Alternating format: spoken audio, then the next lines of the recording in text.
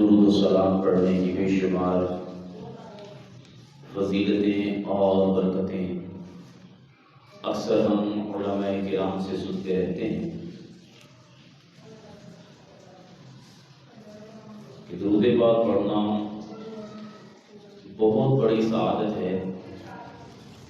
اللہ تبارک و تعالی قرآن پاک میں اس کے بارے میں واضح طور پر ارشاد فرماتا ہے، بے شک اللہ اور اس کے ملائکہ درود بھیجتے ہیں اس غیب بتانے والے نبی پر، اے ایمان والو تم بھی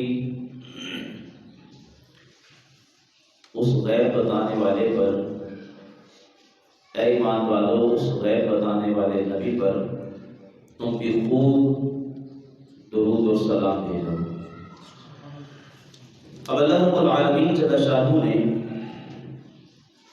قرآن پاک میں نماز کا حکم ارشاد فرمایا، نماز ادا کرو، زکوٰۃ کا حکم ارشاد فرمایا، زکوٰۃ دو، حج کا حکم ارشاد فرمایا، حج ادا کرو، روزوں کا حکم فرمایا، روزے رکھو، مگر کسی مقام پر یہ نہیں فرمایا کہ میں بھی روزے رکھتا ہوں تم بھی روزے رکھو، میں بھی حج کرتا ہوں میرے ملائکہ بھی حج کرتے ہیں تم بھی حج کرو، میں بھی زکوٰۃ دیتا ہوں ملائکہ بھی زکوٰۃ دیتے ہیں تم بھی زکوٰۃ دو۔ واحد اللہ تبارک و تعالی عز و جل نے نبی رحمت صلی اللہ علیہ وسلم پر درود پاک کے بارے میں ارشاد فرمایا کہ میں بھی اس غیب بتانے والے نبی پر درود بھیجتا ہوں، میرے ملائکہ بھی درود بھیجتے ہیں، تو اے ایمان والو تم بھی درود بھیجو اور خوب سلام بھیجو۔ تو اللہ تبارک و تعالیٰ نے ارشاد فرمایا یہ کام پہلے میں خود کر رہا ہوں، میں اپنے ملائکہ کو بھی حکم دے رہا ہوں، اب اے ایمان والو تمہیں بھی حکم دے رہا ہوں کہ یہ کام میں بھی کرتا ہوں میرے ملائکہ بھی کرتے ہیں، ایمان والو تم بھی یہ کام کیا کرو، میرے محبوب پہ سلام اور درود بھیجا کرو۔ اب میرے میٹھے اور پیارے محترم اسلامی بھائیوں، اس بات کی اہمیت اب اس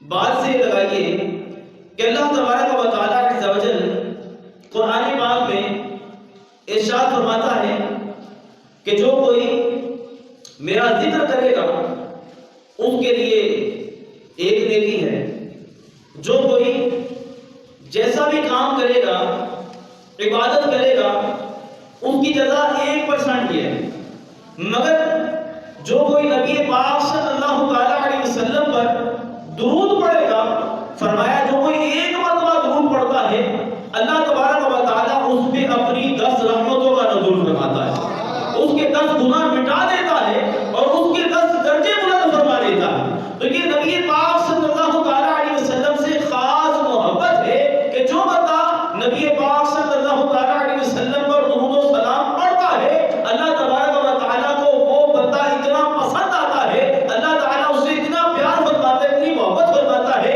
اور نیکیوں پر اتنا اجر و ثواب نہیں دیا جاتا جتنا اجر و ثواب درود پاک پر دیا جاتا ہے۔ کتنا اجر و ثواب؟ اب 10 درجے رب تعالیٰ بڑھاتا ہے، اور 10 درجے کتنے ہوتے ہیں؟ زمین سے لے کر آسمان تک ایک درجہ ہے۔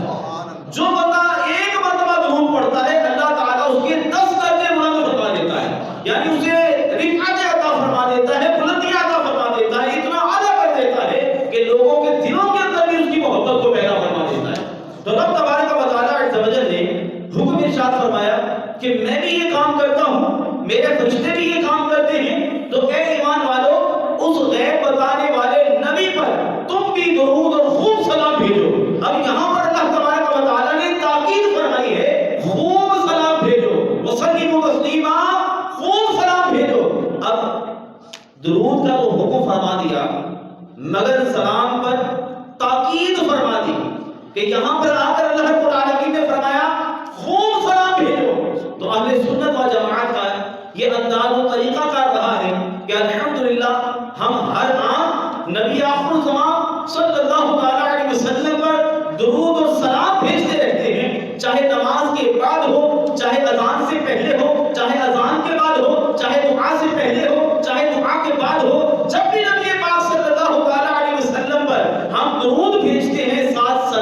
بھیجتے ہیں.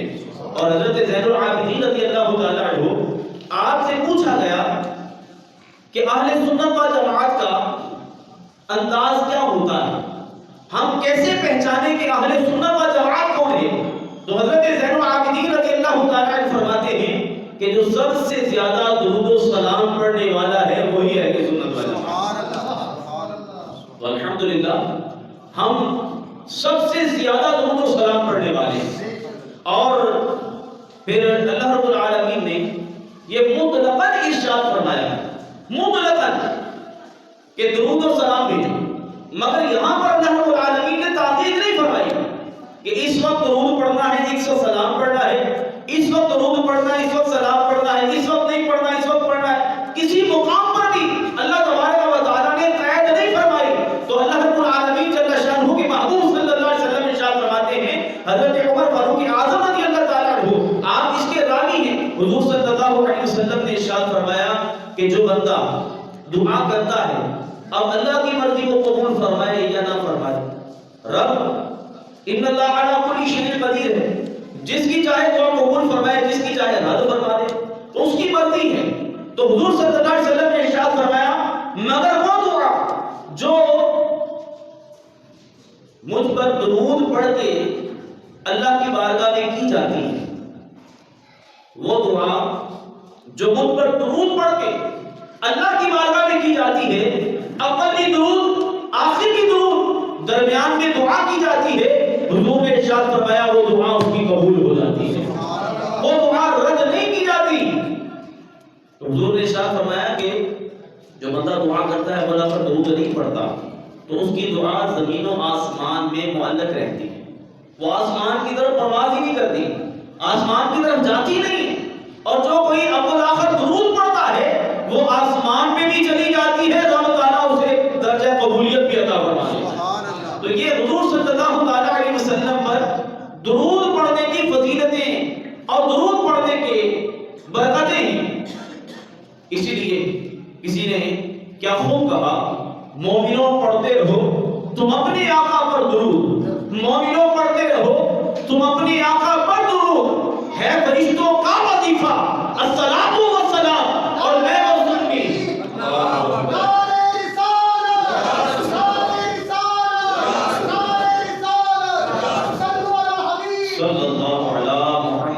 مومنوں پڑھتے رہو تم اپنے آقا پر درود, ہے فرشتوں کا وظیفہ الصلاۃ والسلام, اور میں وہ سنی ہوں جمیل قادری مرنے کے بعد میرا لاشا بھی کہے گا الصلاۃ والسلام, میرا لاشا بھی کہے گا الصلاۃ والسلام. حضرت سلیمان جازوری رحمۃ اللہ تعالی علیہ کے بارے میں آتا ہے کہ آپ ایک سفر پہ تھے اور نماز کا وقت ہو گیا. آپ نے دیکھا کہ کنواں قریب ہے مگر اس میں رسی اور ڈور نہیں ہے جس سے پانی نکالا جائے. آپ بڑے بے چین تھے, نماز کا وقت بھی قریب ہے, اب کنویں سے پانی بھی نکالنا ہے, وضو کرنا ہے, پانی کس طرح نکالنا. تھوڑے بے چین ہوئے.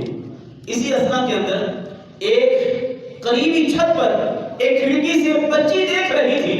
جب اس بچی نے دیکھا کہ یہ بزرگ بڑے پریشان ہیں تو اس پریشانی کے عالم میں اس بچی نے ان بزرگ سے پوچھا, بابا جی آپ کا نام کیا ہے؟ آپ نے فرمایا مجھے سلیمان جازوری کہتے ہیں. تو کہتی کہ آپ کا نام تو بڑا سنا ہے, آپ کا شہرہ تو بڑا ہے, مگر حال یہ ہے کہ کنویں سے پانی تک نہیں نکال سکتے. حال یہ ہے کہ کنویں سے پانی تک نہیں نکال سکتے. اس بچی نے اپنا تھوک اس کنویں میں ڈال دیا. وہاں سے اس بچی نے اپنا تھوک کنویں میں ڈالا, جیسے اس نے تھوک ڈالا پانی کناروں تک آ گیا. کہا بابا جی وضو کیجیے. جب انہوں نے وضو کیا, نماز پڑھی, تو حضرت سلیمان جازوری نے اس بچی سے کہا, اے بچی تجھے یہ کرامت کیسے حاصل ہو گئی کہ تیرے تھوک کے اندر ایسی برکت کیسے آ گئی کہ تم نے کنویں کے اندر تھوکا ہے پانی کنارے تک آ گیا. یہ کیسی برکت ہے اور کیسی کرامت ہے, کس وجہ سے کرامت آئی, کس وجہ سے برکت آئی.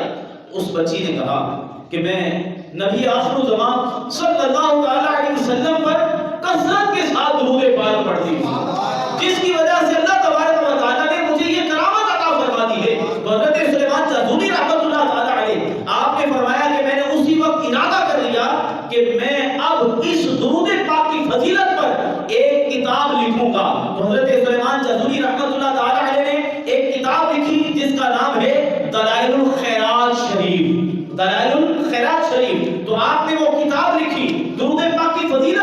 تو میرے محترم اسلامی بھائیوں، جنہوں نے درود پاک کی فضیلت پر کتاب لکھی اور اپنا معمول بنا لیا، نبی آخر الزمان صلی اللہ تعالی علیہ وسلم پر اٹھتے بیٹھتے سوتے جاگتے چلتے پھرتے درود پاک کے گجرے نچھاور کرتے رہے، جب انہوں نے اپنا معمول بنا لیا تو جب موت کا وقت قریب آیا تو آپ کو دفنا دیا گیا، آپ فوت ہو گئے، آپ کو دفنا دیا گیا۔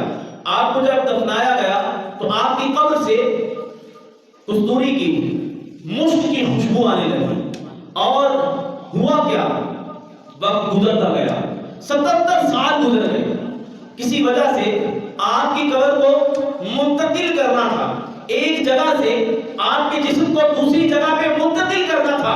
77 سال کے بعد جب آپ کی قبر کو کھودا گیا تو آپ کا کفن بھی ویسا تھا، آپ کا جسم بھی ویسا تھا، آپ کا کفن بھی ویسا تھا، آپ کا جسم بھی ویسا تھا۔ اسی لیے کسی نے کیا خوب کہا، زمین میلی نہیں ہوتی، زمن میلا نہیں ہوتا، زمین میلی نہیں ہوتی، زمن میلا نہیں ہوتا، محمد کے غلاموں کا کفن میلا نہیں ہوتا، محمد کے غلاموں کا کفن میلا نہیں ہوتا۔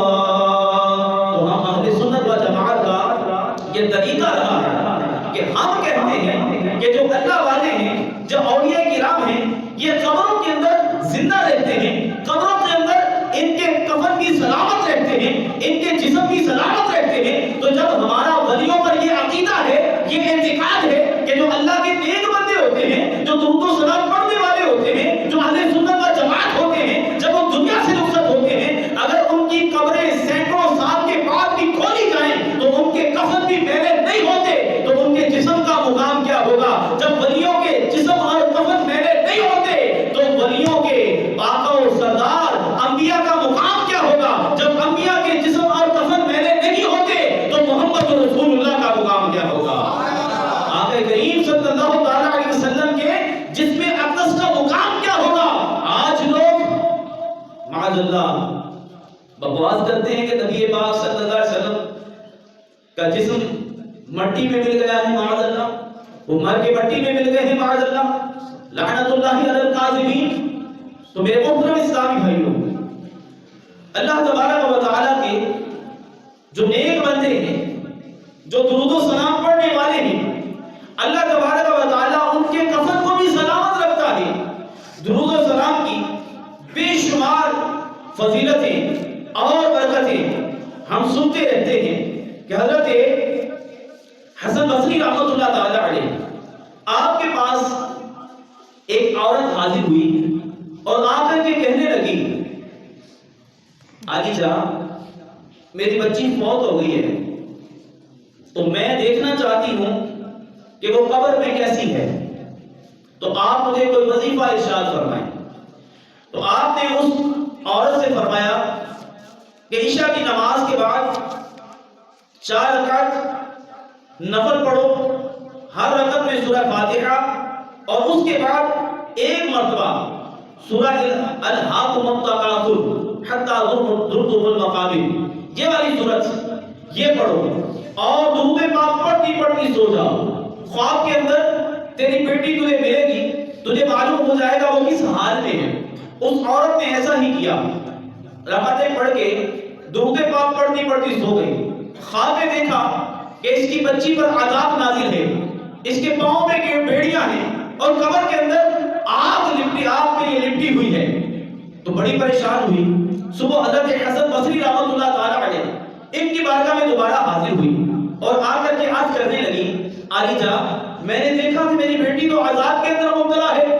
آپ نے فرمایا کہ اس طرح کرو کہ تم کو صدقہ دو، اس کے لیے دعائے مغفرت کرو، اللہ تعالیٰ اس صدقے کی برکت سے، دعا کی برکت سے اور درود پاک پڑھا کرو، اس درود کی برکت سے اللہ تعالیٰ اسے عذاب سے محفوظ فرما لے گا۔ اس عورت نے یہ معمول جاری کر دیا۔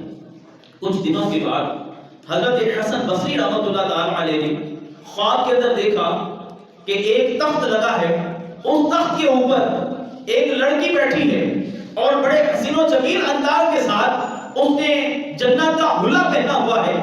تو حسن بصری نے جب دیکھا تو اس بچی نے کہا کہ اے حسن بصری، اے بابا جی، آپ کو معلوم ہے میں بچی کون ہوں؟ مجھے پہچانا؟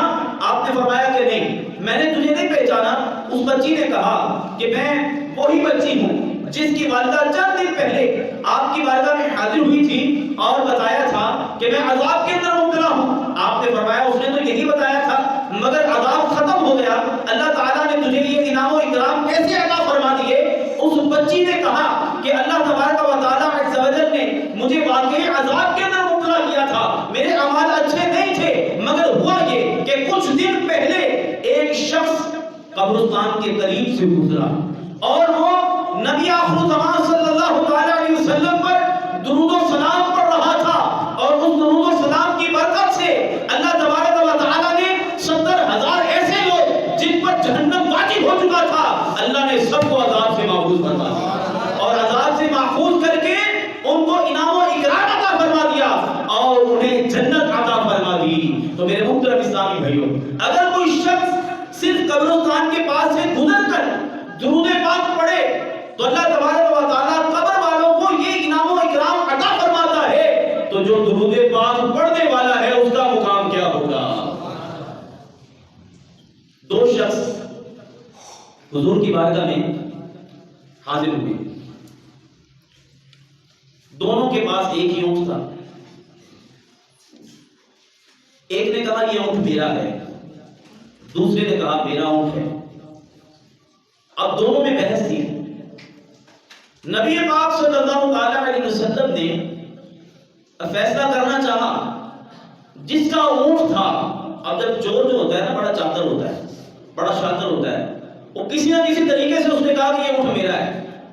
تو جو مالک تھا اب ان کے ہاتھ کٹنے ہی والے تھے، چور کے ہاتھ کاٹ دیے جاتے یہ شریعت ہے، ان کے ہاتھ کٹنے ہی والے تھے کہ اونٹ بول اٹھا۔ اونٹ نے کہا یا رسول اللہ صلی اللہ علیہ وسلم، میں اس کا نہیں اس کا اونٹ ہوں، حقیقت میں یہ چور ہے اور یہ میرا مالک ہے، جس کے ہاتھ کاٹے جانے والے تھے حقیقت میں یہ میرا مالک ہے۔ تو نبی پاک صلی اللہ علیہ وسلم نے اس مالک سے پوچھا جس کا اونٹ تھا، پوچھا تو کون سا ایسا عمل کرتا ہے جس کی وجہ سے تیرے ہاتھ کٹنے سے محفوظ ہو گئے اور تیرا جانور بولنے لگا؟ تو اس نے کہا مجھے اور تو عمل یاد نہیں ہے یا رسول اللہ صلی اللہ علیہ وسلم، میں اٹھتے بیٹھتے سوتے جاگتے چلتے پھرتے آپ پر درود و سلام پڑھتا رہتا ہوں، بس میرا یہی عمل ہے اور تو مجھے یاد نہیں۔ میرے آقا کریم صلی اللہ علیہ وسلم نے ارشاد فرمایا اس عمل کو جاری رکھنا، آج دنیا کے اندر اس عمل نے تیرے ہاتھ کٹنے سے تجھے محفوظ کر لیا ہے، تو قیامت والے دن اللہ تبارک و تعالیٰ اس عمل کے صدقے تجھے جہنم سے بھی محفوظ کر لے گا۔ میرے پیچھے اور پیارے محترم اسلامی بھائیوں، نبی آخر زمان صلی اللہ تعالیٰ علیہ وسلم پر درود و سلام پڑھنے کی بے شمار روایات موجود ہیں۔ آپ نے وہ بھی ایک واقعہ سنا ہوگا کہ حضور صلی اللہ علیہ وسلم کی حدیث مبارکہ یہ بہت ساری کتابوں میں واقعہ کوٹ کیا ہے کہ ایک روز نبی پاک صلی اللہ علیہ وسلم سفر پر تھے، تو صحابہ کرام علیہ رضوان بھی ساتھ تھے، ایک جگہ پہ پڑاؤ کیا، تو حضور صلی اللہ علیہ وسلم نے ارشاد فرمایا کہ لاؤ کھانے کے لیے کیا ہے۔ صحابہ کرام علیہ رضوان نے جو کچھ کھانے کے لیے تھا وہ پیش کر دیا، وہ صرف اور صرف روٹیاں تھیں، سالن نہیں تھا۔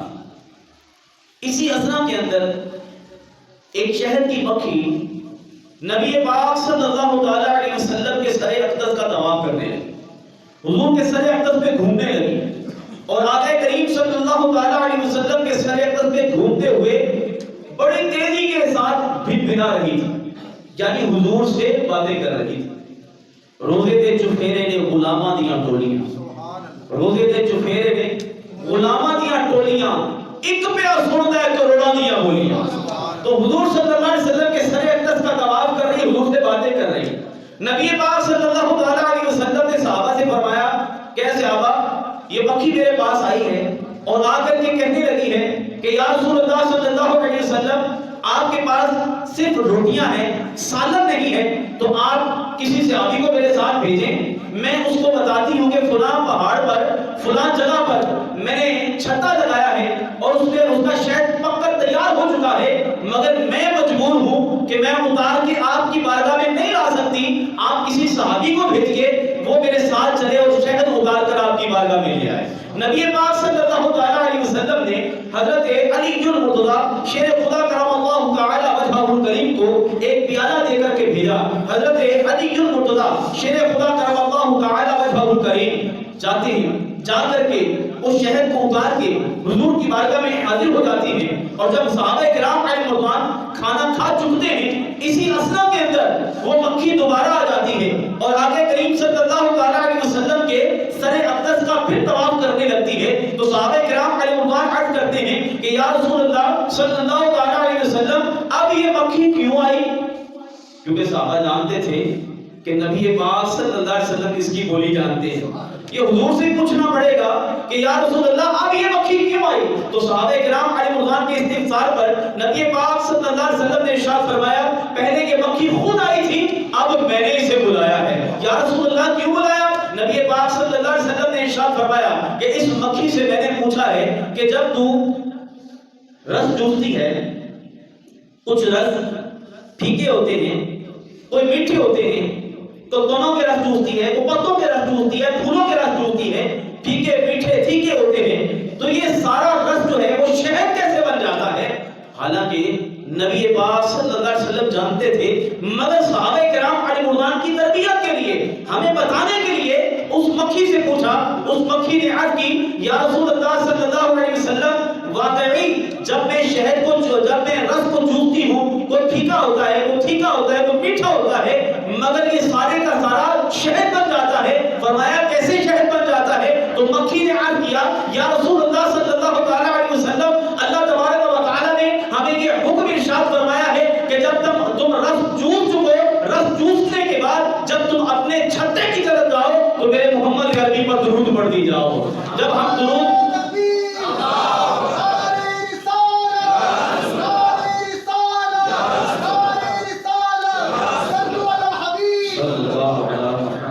تو فرمایا کہ اللہ تبارک و تعالی نے ہمیں حکم ارشاد فرمایا ہے کہ جب تم اپنے چھتے کی طرف جاؤ تو محمد عربی پر درود پڑھتی جاؤ۔ تو ہم جب درود پڑھتی جاتی ہیں تو وہ جو رس ہوتے ہیں ان کو جب ہم چھتے میں اگلتی ہیں تو وہ شہد میں تبدیل ہو چکا ہوتا ہے۔ تو میرے محترم اسلامی بھائیو، اس شہد کا ذکر اللہ تبارک و تعالی نے سورہ نحل میں ارشاد فرمایا، مکھی والی سورت۔ اللہ تبارک و تعالی کو مکھی سے بھی پیار ہو گیا، مکھی سے بھی محبت ہو گئی کہ یہ میرے محبوب پہ درود پڑھنے والی ہے۔ اللہ رب العالمین جل شانہ نے پوری سورت کا نام ہی مکھی والی سورت رکھ دیا، سورہ نحل رکھ دیا۔ تو اس بات سے اندازہ کیجئے کہ اگر مکھی رسوں کو چوسنے کے بعد نبی پاک صلی اللہ علیہ وسلم پر درود و سلام پڑھتی ہے تو وہ رس شہد میں تبدیل ہو جاتے ہیں، اور رب تبارک و تعالی اس شہد کے بارے میں قرآن پاک میں ارشاد فرماتا ہے کہ ہم نے اس شہد میں شفا رکھی ہے، ہم نے شہد میں شفا رکھی ہے۔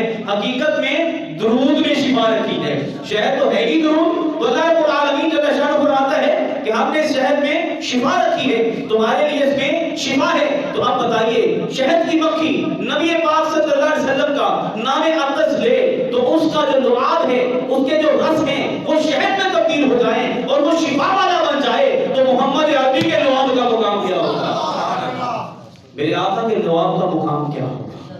حضور صلی اللہ علیہ وسلم کے باب دہن کا مقام کیا ہوگا؟ تو میرے محترم اسلامی بھائیوں، اسی لیے کسی شاعر نے کیا خوب کہا، مومنوں پڑھتے رہو تم اپنے آقا پر درود، مومنوں پڑھتے رہو تم اپنے آقا پر درود، ہے فرشتوں کا وظیفہ الصلاۃ والسلام، اور میں وہ سنی ہوں جمیل قادری مرنے کے بعد میرا لاشا بھی کہے گا الصلاۃ والسلام۔ درود پاک کی بے شمار فضیلتیں اکثر ہم سنتے رہتے ہیں کہ ایک شخص جو بنی اسرائیل میں رہا کرتا تھا اور اس نے ایک روایت میں آتا ہے 200 سال عمر پائی، دوسری روایت میں آتا ہے کہ 100 سال اس نے عمر پائی۔ اب یہ بندہ بڑا بدکار تھا، بڑا عصیاں شعار تھا کہ لوگ اس سے پناہ مانگتے تھے، اس کی زبان کی وجہ سے، اس کی کردار کی وجہ سے۔ اب بھی کوئی ایسے لوگ ہوتے ہیں جس کے پاس لوگ کھڑا ہونا گوارا نہیں کرتے، جس سے بات کرنا گوارا نہیں کرتے، جس کو پاس بٹھانا گوارا نہیں کرتے، اس سے پناہ مانگتے ہیں۔ ایسے لوگ اللہ رب العالمین ان کو ہدایت نصیب فرمائے۔ اپنے کردار کو، پچھلے جمعے بھی میرا یہ خطاب تھا کہ اپنی اخلاق اچھے کیجیے، اپنے کردار کو اچھا کیجیے کہ لوگ آپ کے پاس کھڑا ہوں، آپ سے باتیں کرنا پسند کریں، آپ کے پاس کھڑا ہونا پسند کریں۔ تو کچھ لوگ ایسے ہوتے ہیں جن سے لوگ کھیر کھاتے ہیں۔ تو یہ شخص 200 سال تک گناہ کرتا رہا، 200 سال تک اس کا نام اعمال گناہوں سے بھرتا رہا، اللہ تبارک و تعالیٰ کی نافرمانیاں کرتا رہا۔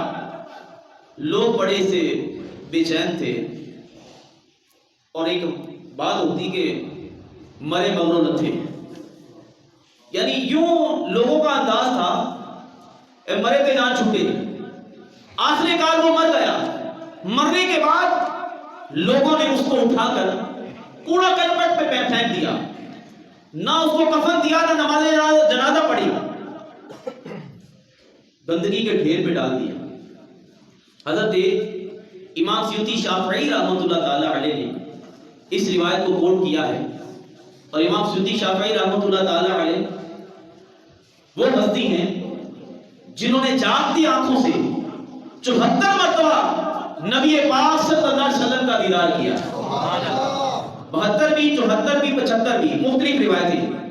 تو یہ وہ ہستی ہیں جنہوں نے اس روایت کو کوٹ کیا ہے۔ آپ فرماتے ہیں کہ لوگوں نے اٹھا کر اس کو گندگی کے ڈھیر پہ ڈال دیا۔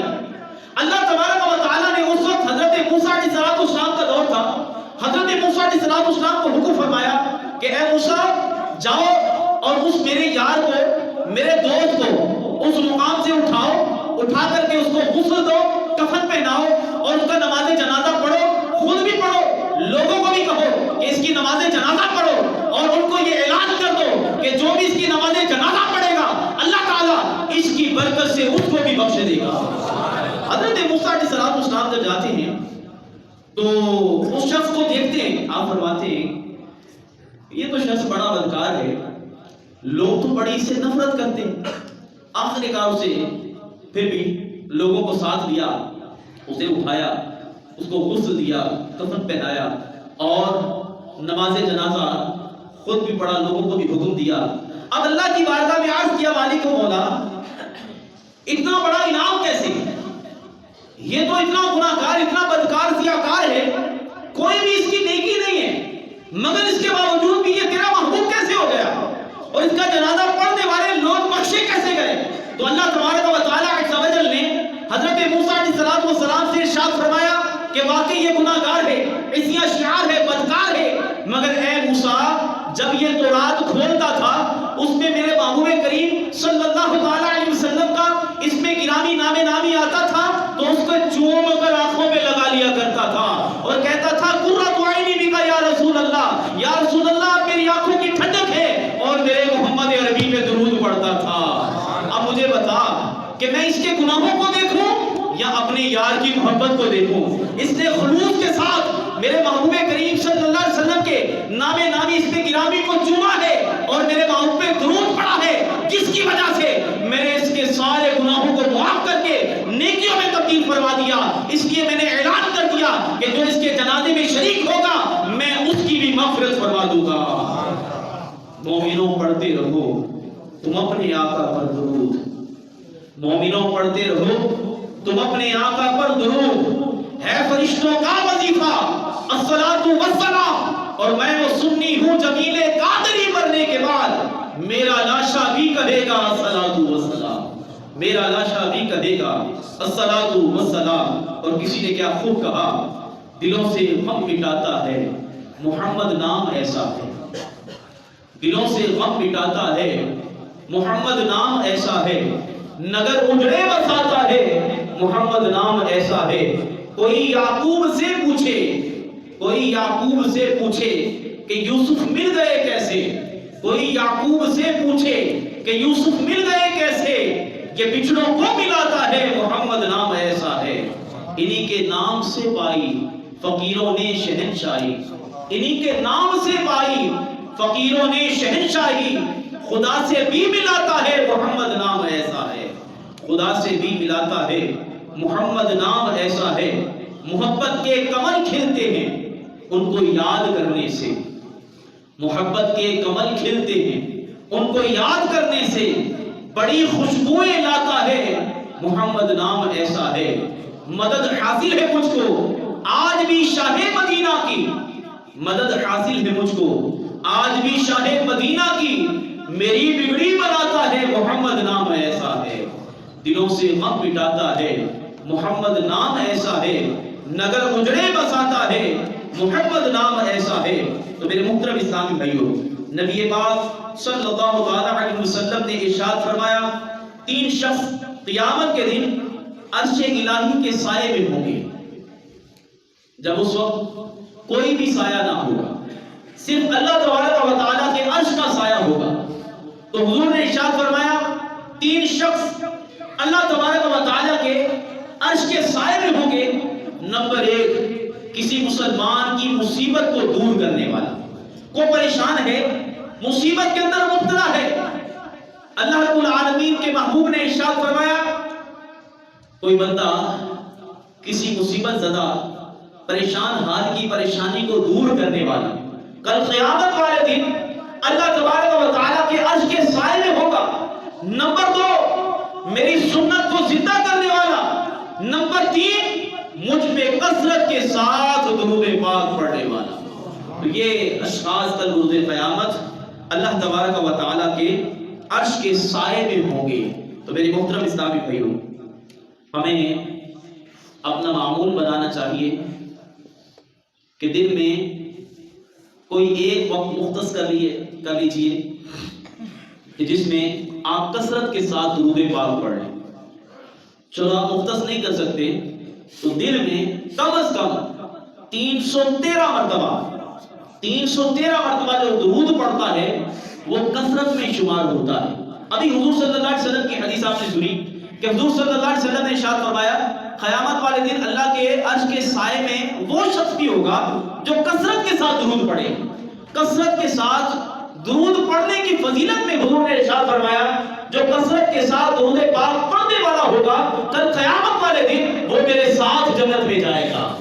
واقعہ کریم علیہ السلام پر کثرت کے ساتھ درود پاک پڑھنے کا معمول بنا لیجئے. مختصر درود پاک صلی اللہ علی محمد صلی اللہ علی محمد صلی اللہ علی محمد، یہ مختصر درود پاک ہے. آپ اس کو 313 مرتبہ پڑھ لیں، یہ تقریباً 2-2.5-3 منٹ میں مکمل ہو جائے گا. 3 نہیں تو 4 منٹ لگ جائیں گے، 5 منٹ لگ جائیں گے. 5 منٹوں کے اندر آپ 313 مرتبہ درود پڑھنے میں کامیاب ہو جائیں گے. تو آپ بھی یہ فضیلت حاصل کر لیں. اپنا معمول بنا لیجیے کہ دن میں کم از کم 313 مرتبہ نبی پاک صلی اللہ علیہ وسلم کی ذات اقدس پر میں درود پڑھنے کا معمول بنا لوں گا انشاءاللہ. کہیے انشاءاللہ. انشاءاللہ. تو جب کوئی بندہ درود پڑھتا ہے اس کی بے شمار فضیلتیں. آئندہ جمعے میں انشاءاللہ میں آپ سے عرض کروں گا کہ نبی پاک صلی اللہ علیہ وسلم نے ارشاد فرمایا جو تنگ دست ہے، جو محتاج ہے، جو فقیر ہے، وہ چاہتا ہے میں غنی ہو جاؤں، میں امیر ہو جاؤں، تو اسے چاہیے کہ 500 مرتبہ روزانہ درود پاک پڑھا کرے. طویل داغوں کے پیچھے بھاگو، اس سے وظیفہ لے لو، اس سے وظیفہ لے لو، اس کے وہ پیر کے پاس جاؤ، اس کو پیسے دے کے رہو.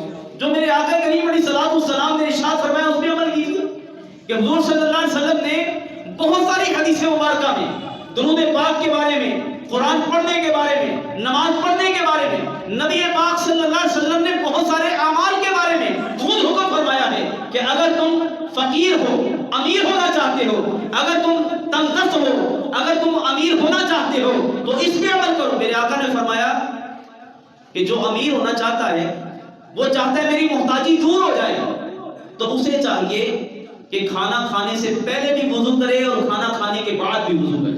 اور کھانے کا وضو نماز جیسا نہیں ہے.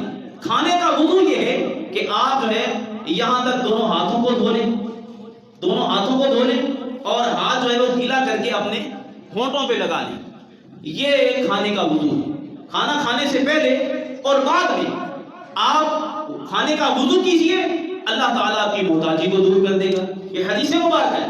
تو اس لیے ہمیں چاہیے کہ آقا کریم صلی اللہ تعالیٰ علیہ وسلم کے فرامین پہ عمل کریں. جب حضور کے فرامین پہ عمل کریں گے انشاءاللہ العزیز محتاجیاں بھی دور ہو جائیں گی, پریشانیاں بھی دور ہو جائیں گی, دکھ درد بھی دور ہو جائیں گے, بیماریاں بھی دور ہو جائیں گی. اعتقاد مضبوط ہونا چاہیے. اللہ کی بارگاہ میں دعا ہے اللہ تعالیٰ ہماری حاضری کو قبول فرمائے. آمین بجاہ النبی.